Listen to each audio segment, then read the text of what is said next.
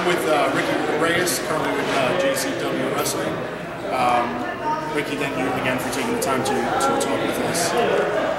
Where do you see, and I asked everybody these questions because everybody's got their opinion, where do you see independent wrestling going in about 5 years? Tough question.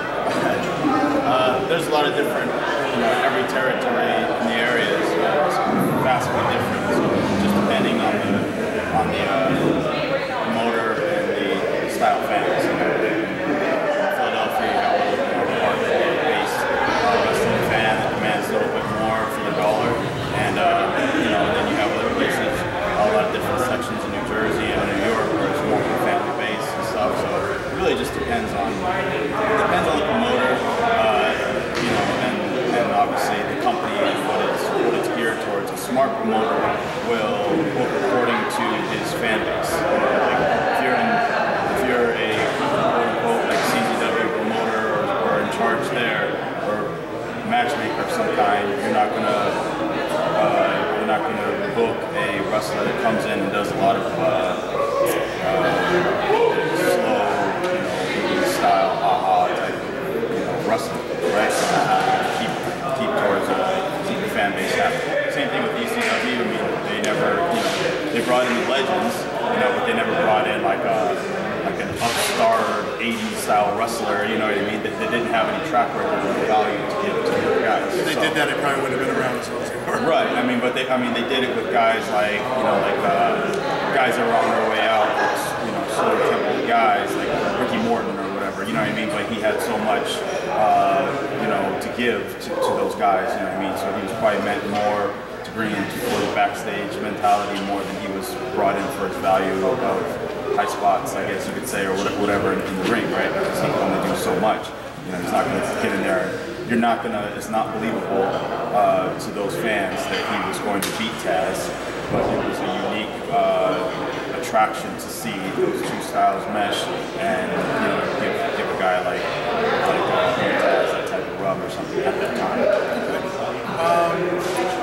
How's the emergence of guys like CM Punk, Daniel Bryan, The Shield, and many other independent guys, ROH guys, who are now in WWE and TNA and large market promotions?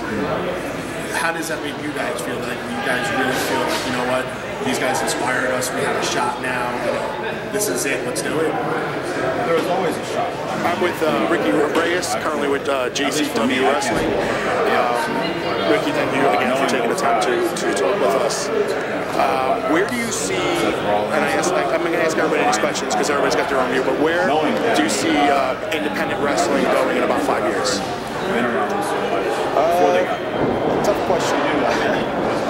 There's a lot of different, every territory in the area is vastly different. So just depending on can't blame anything on fans, promoter, the style fans. In Philadelphia, you have a little bit more hardcore-based wrestling fan that demands a little bit more for their dollar, and and then you have other places, a lot of different sections in New Jersey and New York where it's more of a family base and stuff. So it really just depends on the promoters, and obviously the company and what it's geared towards. A smart promoter will, according to his fan base. Like if you're a quote-unquote like CZW promoter or in charge there, internet wrestling fan or of some kind, you're not going to say that. You're not going to mean a wrestler that comes in and does a lot of wrestling fans look only slow, 80s style, type one-dimensional, wrestling. It's not. You got to keep towards keep the fan base happy. Same thing with ECW.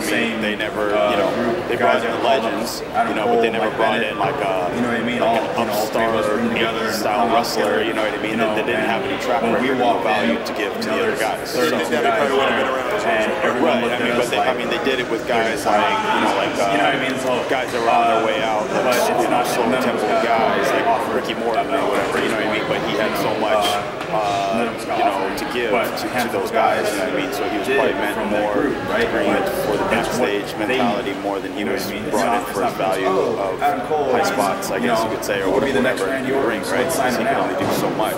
He's not going to get in there. You're not going to, it's not believable to those fans that he was going to it's like a #1 draft pick in baseball. Exactly. You don't know what you get when you sign it. To see those two styles match, something else. You know, give a guy like it takes off from there. that If type not, of rub or something at then that time. now you have the developmental leagues where they can train. How is the emergence of guys like CM Punk and Daniel Bryan, 15-year Shield, and many other independent guys, ROH guys, who are now in WWE and TNA and large market promotions? New guy to come in. How does that make you guys feel? That you guys really feel like, you know what, these guys inspired us, we have a shot now, you know, this is it, let's do it? You know what I mean? And there's always a shot. I mean, and it's up to that guy. At least for me, I can't speak for everybody else, you know, but knowing those guys, Tyler Black, Seth Rollins, and Ryan and Punk and all those guys, like knowing them, and I've wrestled them or whatever, been around them so much before they got there, like you do. And I don't think Vince McMahon ever has to worry about down, and that's what they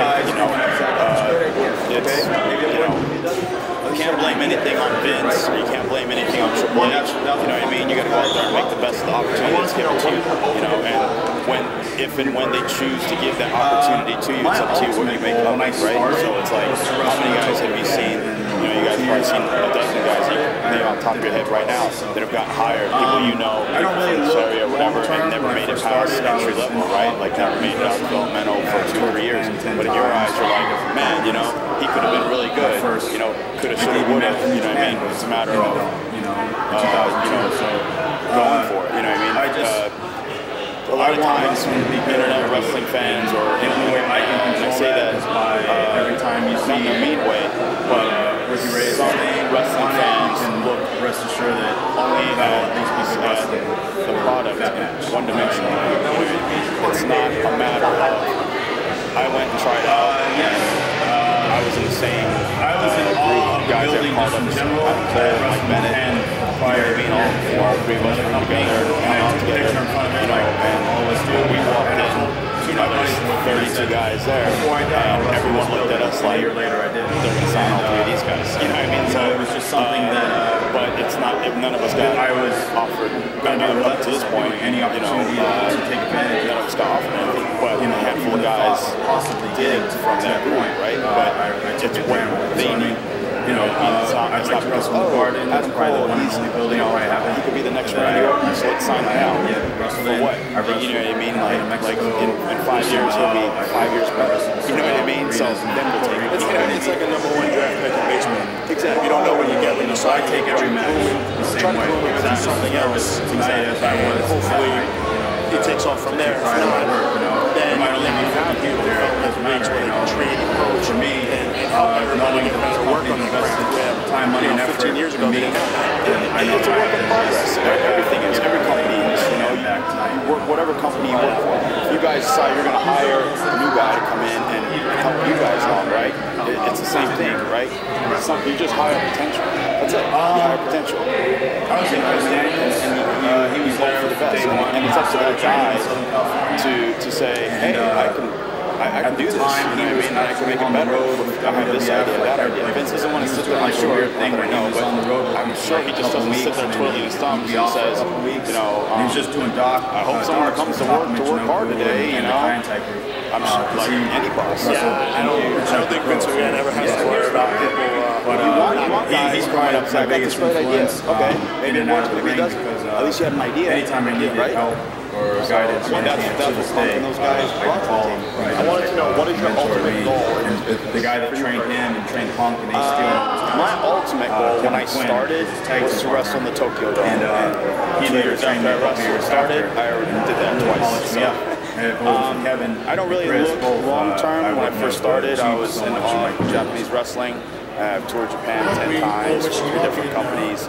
My first debut match in Japan was meeting the Dome, in 2002. So I want wrestling to be good everywhere. And the only way I can control that is by every time you see Ricky Reyes' name on it, you can rest assured Damage365. that these people wrestling Manville, New Jersey for JCW.